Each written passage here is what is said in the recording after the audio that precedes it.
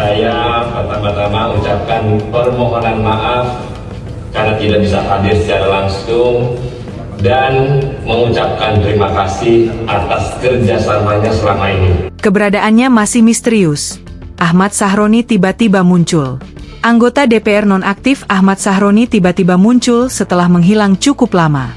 Sahroni hadir secara daring dalam acara Munas Ikatan Motor Indonesia, IMI, di Yogyakarta, Sabtu, 20 September 2025. Dalam unggahan yang beredar, Sahroni, yang menjabat sebagai Sekretaris Jenderal IMI periode 2021 hingga 2025, menyampaikan sambutan secara virtual.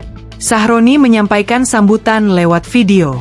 Video Sahroni terlihat diputar di layar besar di acara Munas tersebut. Dia meminta maaf karena tidak bisa hadir secara langsung. Ia juga menegaskan bahwa saat ini ia sedang berada di Indonesia.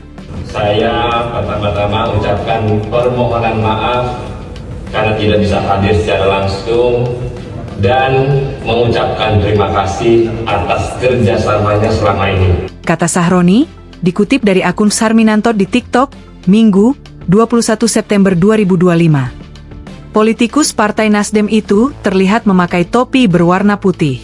Ia menyampaikan harapannya kepada calon ketua umum IMI berikutnya, Moreno Suprapto, agar dapat membawa IMI menjadi organisasi yang lebih hebat dan luar biasa. Sahroni menutup sambutannya dengan kembali menyampaikan terima kasih dan permohonan maaf atas segala kekurangan yang mungkin telah ia perbuat kepada semua pihak, baik secara langsung maupun tidak langsung. Sebelumnya, rumah Ahmad Sahroni yang berada di kawasan Tanjung Priok, Jakarta Utara, dijarah massa pada Sabtu, 30 Agustus 2025, lalu.